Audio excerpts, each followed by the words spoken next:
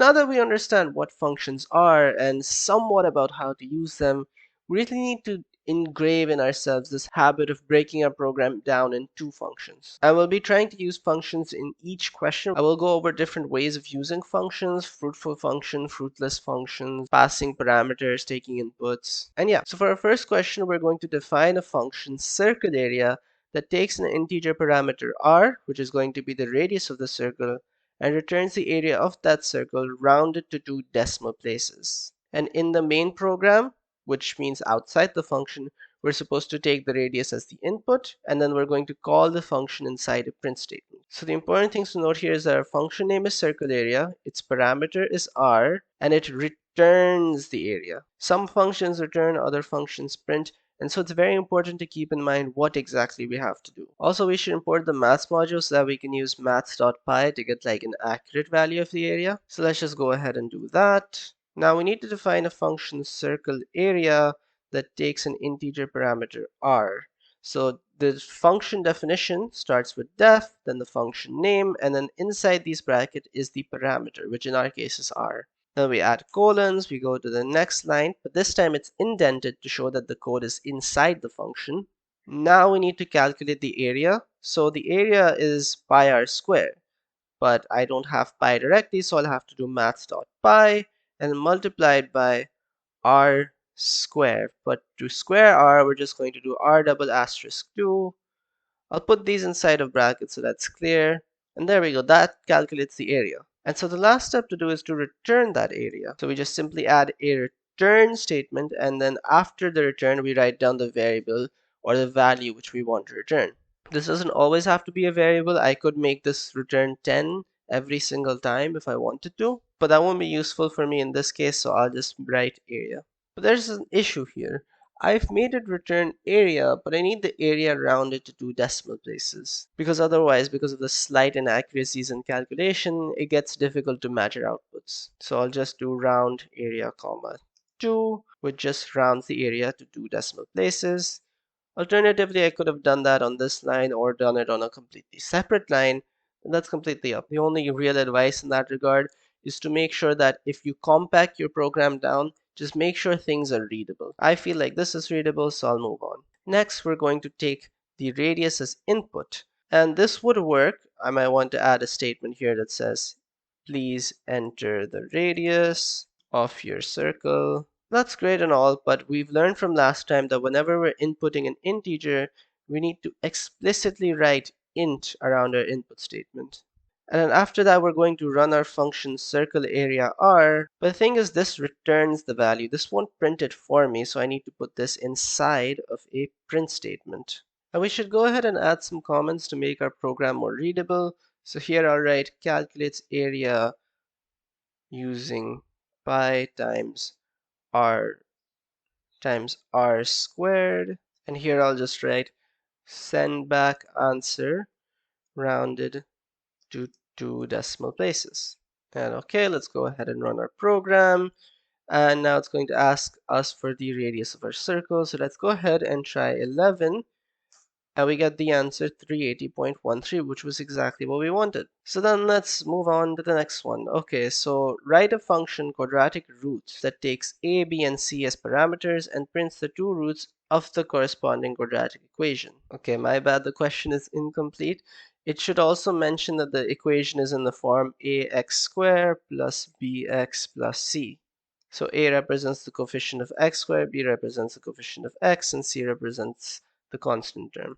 And so our job is, since we know the coefficients, we need to apply the quadratic formula to calculate the 2 roots. Also notice here that the function itself is printing the roots, and that a, b, c are parameters, which means again we'll have to take input inside the main program. And they're on separate lines, so we can just add separate input statements. So now this might seem a little bit tricky, but we have the formula of calculating each of the roots, so there's not too much to it. So let's go ahead and start our program with a function called quadratic roots, a comma b comma c. And let's go ahead and call the smaller root to be negative b minus. Now this all is underrooted, so I could use maths.square root, which is the function that does underroot for me, but I'll just do power half like this. Or you can do power half like this, but then you'd have to add brackets around it. Okay, so inside of the under root, we have b squared minus 4 times a times c. And I add another bracket around b squared to make sure that's clear. And then I have the larger root, and that's going to be equals to negative b plus all of this. But wait, now it might be muscle memory to go ahead and copy this and paste it, but if you ever find yourself in such a position, you need to realize that this is a sign that there is a better way to write your program. Since I know I'll be reusing this value, and this is a long value, if it was just a single value, then I wouldn't mind. But since it's a long value, it might be better to store it in a variable of itself. What's very convenient for us is that this value also has a mathematical term for it, which is the determinant. Although I believe the determinant is without the square root, but in our case, since we're using it with the square root, we'll just leave it as that. And now what we're going to go ahead and do is replace these two with the determinant. And great, our code is now much more readable. Now finally we need to print the values, so we'll print the smaller root, comma, the larger root. But I know if I do that, that's just going to print the smaller root, and then it's going to keep a space, and it's going to print the larger one. But actually, I wanted there to be a comma here as well. To add a comma, I'd have to add a comma like this. But to be able to do that, I need smaller root itself to also be a string, because integers can't be joined with strings until they're converted into a string. Then this comma, which is outside the quotes, just adds the space which I wanted. Or if I don't want to do that, I can do plus string of larger root, and I can add the space inside the quotation marks. And this is probably better practice because this one is more symmetric. Although to be honest, I'm not completely sure. But yeah, that's about it for our function, I believe. So now let's jump to the main program where we're going to be taking A, B, and C as inputs. And finally, when we're done, we're going to go ahead and call our function quadratic roots a comma b comma c. Note here that this time I'm not using a print statement like I did here. That's because the print statement is inside of the function itself. This function doesn't return anything, so there's nothing for me to print. And so let's go ahead and run this program, and let's use the sample input 1, 5, and 6, and we get -6 and -4. And that's because I forgot to divide by 2a. So what I'm just going to do is I'm going to cover this whole thing with the brackets, and I'm going to divide by 2 times a.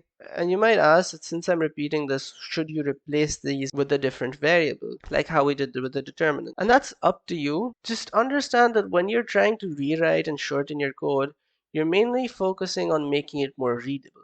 And so even this is like perfectly fine. But if you can come up with a very clever variable name that makes it more readable, then go ahead. That done, let's go ahead and run our programs. Let's enter in 1, 5, and 6, and we get -3 and -2, just as we wanted. Great, now let's move on to the next question. In question 3, we're told that a 4-digit number has 1 digit each in the thousand, hundreds, and tens and units position. For example, 5327 has 5 in the thousands, 3 in the hundreds, 2 in the tens, 7 in the units.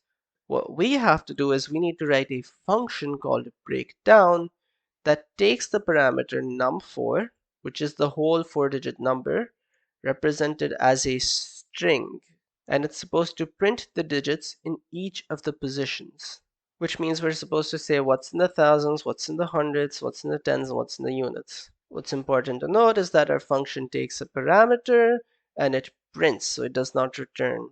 And in the main program, we'll have to take num4 as input. Now, this is a bit silly because we're taking the parameter as a string, although it would make much more sense to take it as an integer, since we don't really know how to deal with specific characters in a string yet. But that's fine, we'll just manually convert it into an integer. So now we're going to write the function breakdown, and it's going to take in the parameter num4. And the very first thing I'm going to do is I'm going to overwrite num4 with an integer version of itself. Okay, great. Now next up, I need to extract the value at the thousands, the value at the hundreds, the value at the tens, and the value at the units. This is actually a very common problem of digit extraction. So let's think about the problem for a second. If I gave you the number 5327 and I asked you, what's in the thousands position? There is one clever way I can find that out, and that's by just dividing this whole number by 1,000 and then just rounding down And so in this case, we would get 5.3, which would get rounded down to 5. Let me add the 27 here as well. Okay, great, that works. So if we have a 4-digit number, we know how to get the 4th digit. Now let's try to get the hundreds place using the same technique on the whole number. So divide by 100, and that's going to give us 53 when rounded down. And that's kind of inconvenient because we really only needed the 3. So we're stuck in an odd issue. We know how to take the first digit from a number, but how do we take the second one? And in problems like these, you might want to ask yourself, is there a way that I can convert something which I haven't solved into something which I have solved? Since I know how to get the first digit, when I'm checking for hundreds, is there a way that I can make the number 327 so that my first digit is 3? Well, let's look at the relationship between 5,327 and 327. This is just the remainder that gets left after the division. And so I can use the remainder or the modulo operator to get this. And now once I have this, I can divide by 100 to get this. And then to get tens, I might repeat the similar process. So I'll take remainder with 100. Then I'll divide to get 2. Then I'll take remainder with 10. And then I'll divide to get 7. And so that's the idea. And what I'm going to do is I'm going to create a thousands variable which stores the amount of thousands I have. So that's just going to be num4 double divided by 1,000. What double slash does is that it divides and then it also rounds down. And before we do hundreds, we need num4 to now become a 3-digit number. And I can do that by taking the remainder with 1,000. I can go ahead and do hundreds equals num4 double slash 100. And then I can repeat the process again, but wait. This process of repeating the code over and over again is a sign that I could probably make better. So for each calculation, what I'm doing is I'm double dividing by 1,000. I'm taking the remainder with 1,000. But let's ignore the first step for a second. Let's look at it from the second step on. So to get the hundredths digit, I take remainder with 1,000 and then I divide by 100. To take the tens digit, I'll take the remainder with 100 and divide by 10. Units digit, I'll take remainder with 10 and divide by 1. And so I know that if I want the hundredths digit, I take remainder with 1,000 and then I divide by 100. So if I want any specific digit, I'm just going to take the remainder with the value bigger than that and then divide with that value. And so I can define a function called getDigit. That's going to take in num4 and I will pass in the digit position that I want. And what I'll go ahead and do is I'll do num4 equals num4 modulo. And now let's say if I want the third digit. If I want the third digit, I will have to do modulo 1,000. If I want the fourth digit, I'll have to do the modulo 10,000.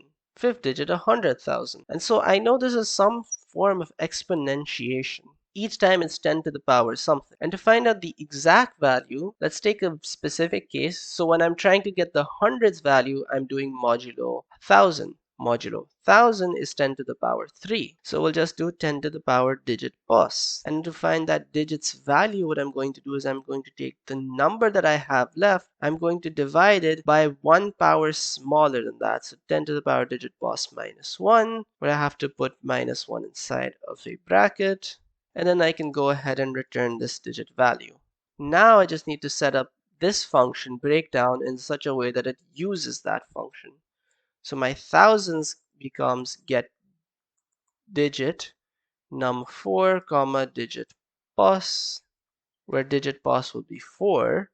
Hundreds, I'll repeat this for hundreds, tens, and units, while making it 3, 2, 1.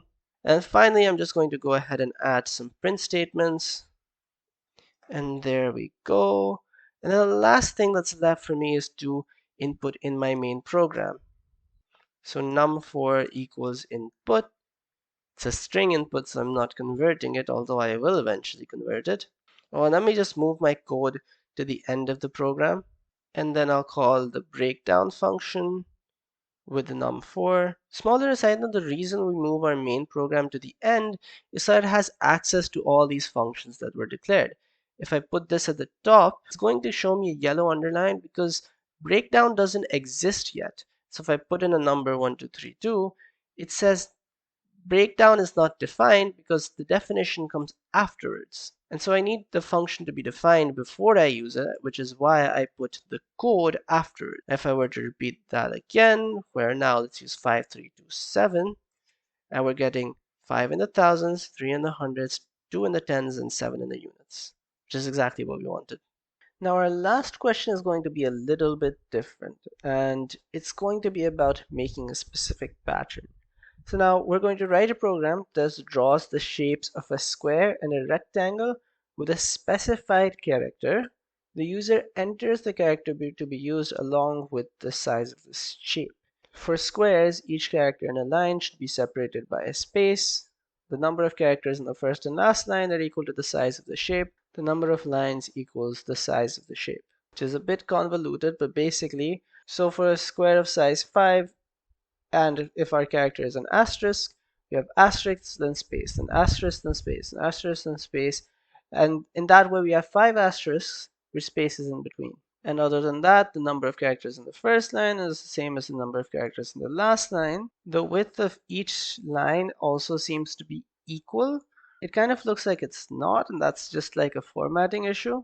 And the number of lines we have is also equal to the size. So we need a function which draws the first line, draws these middle 3 lines, and draws this final line. Each line has the same width, where the width seems to be 9 characters because there's a space after each asterisk except the last. And there's also a description of a rectangle which has a width the same as that of the square. So for example, size 5, we have 9 characters.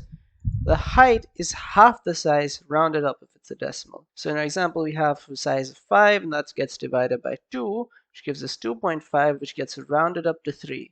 And so we have 3 lines for a rectangle. But other than that, the rule is the same. Now we want to break our program into 2 functions named square and rectangle that print the respective shape. And in the main program, we're supposed to take the character and the size as input on separate lines and call these functions.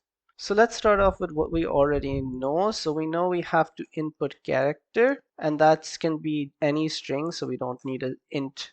And then size is going to be an int. And so we know these are our basic inputs. Now let's work on creating a function that can draw the square for us. So we're going to define a function called square. It's going to take the inputs character, comma, size. So let's define the top line. So the top line is a character, then a space. The character, then a space. The character, then a space. This pattern will repeat according to the size of the square, although at the end we don't really care about a space. Now if we end up adding a space, that's not an issue, and so we can try to exploit that fact. And so we can say that these are just 5 chunks of the same pattern. Although there's no space after this technically, but it doesn't matter if we draw it because the space is just white space. And so in that sense, we can write this as a character followed by a space. And this pattern gets repeated size amount of times. And so that's the top line, and it's also the bottom line. Let's just call it extreme line. We also have these lines in the middle, and the way that they seem to be defined is that there's a character, and there's a whole bunch of spaces, and then there's their final character. So character plus an amount of spaces plus the final character. The question is, how many spaces? Well, let's think about that. So we know that each line is supposed to have 9 characters because our first line had 9 characters. Or to say more generally, each line has 2 times size minus 1 character. So if I have a size of 5, this is going to give me 9. Now I know each line has 9 characters, and I know 2 of them are going to be this character, and the rest is going to be spaces. So 2 times size minus 1 minus 2 amount of spaces. We're subtracting 2 for the 2 asterisks that are already at the edge. And now these 2 would just compound into minus 3. So we can write that like that. So this is 2 times size minus 3. And hopefully that should work. And so the next thing is we just have to print the line. So let's print extreme line. Then we need to print middle line. But we need to do that a bunch of times. It's the same part, but it gets repeated over and over and over again. So ideally, it would be helpful to have something like body, which has like middle line, but that's happening size amount of times. Or not size amount of times because our top and bottom line are different. So size minus 2 amount of times. And now we can go ahead and try that. So print body and then print the extreme line at the end. And so that's that. And then we just need to call the function. So let's call square character comma size. Now let's go ahead and run the program. I'm going to pass in the character asterisk and a size 5. Now this isn't ideal. It was supposed to have a height of 5, but only has a height of 2. Now what seems to happen is this section is just getting repeated over and over without going to the next line. And that's because when I multiplied it, it just added it one after the other without jumping to the next line. Now there's a way I can fix this. If I want to jump to the next line, I can add a \n. And so I'll just put that in a bracket. So it's going to print the line, and this \n is going to take me to the next line. And then because of the multiplication, it's going to happen over and over and over again. And so let's try that again with asterisk as our character and 5 as our size. So we're a lot closer now. It's just that there's this extra line being left here for some reason. And what that would suggest is that there's two end lines happening. Well, just recall that the print statement already has a new line character at the end by default. Also note that our body, when it gets multiplied over and over, it's going to end with a \n. And so there's a \n from here and a \n which is already built into print. That's why we're leaving two lines. But we can fix that. Now we can't really remove this \n very conveniently, but we can remove the print statement's new line character. We can do that by doing n equals empty quotation mark. And so now if we try to run our program and we put in asterisk and we put in 5 and we get the right output. This is exactly what we wanted. Great, but that's only half the job done. Next up, we have to make a rectangle. That's not going to be much more different. I already know that for a rectangle, taking in the same parameters, I know my extreme line has the same style. Let me just copy that over. I know my midline also has the same style in the sense that it has the same number of spaces and there's a character at the start, a character at the end. But what's different is the amount of lines I'm going to have. So I'll copy this over for a second. So my overall body is supposed to be less in such a way that my overall height is half of what it used to be. So let's try to come up with a different expression. So I know my height is supposed to be size divided by 2. But I also need to account for the fact that my top line and my bottom line are already being counted, so I need to subtract 2 as well. Also, I have to remember that I have to round up here. And so to do that, I'm just going to import the maths library because that has a very handy function called maths.ceil. And I'll just put it around the size /2. And what it does is it's going to round up the value that I get from this division. If it's an integer, it does nothing, but if it's like 0.5 something, then it's going to round that up. And so that should be it. And so now I'll just copy these print statements. There we go. And I'll just add a statement which calls my rectangle function. And let me run my function. Let's try a different character this time. Let's try O. And let's try the same size. And we have our square as we expected, but on top of that, we have the rectangle. It has the right height because it was supposed to be 3, and it has the right width. Let's do one more input. Let's put in dot, and let's print 10. And my width seems to be 10 characters, and my height seems to be 5. Okay, great. So we did it. We wrote our functions. And that solves these sets of questions. Now, there will be a link to the GitHub where you can try out some self-review questions for this topic. Definitely do check those out because they'll help you build your concepts on your own. And you can find the solutions in the GitHub as well. With that said, happy programming.